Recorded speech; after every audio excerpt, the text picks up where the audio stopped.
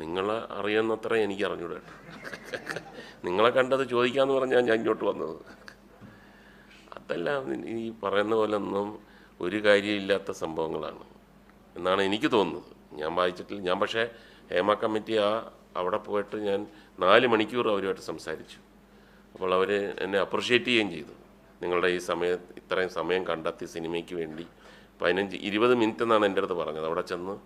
അപ്പോൾ ഇത്രയും എക്സ്പീരിയൻസ് സിനിമയിലുള്ള ആളിൻ്റെ ഇന്ന് ഇത്രയും ഡീറ്റെയിൽസും കാര്യങ്ങളൊക്കെ തന്നതിന് വളരെ സന്തോഷം എന്ന് പറഞ്ഞിട്ടാണ് ഞാൻ വന്നത്.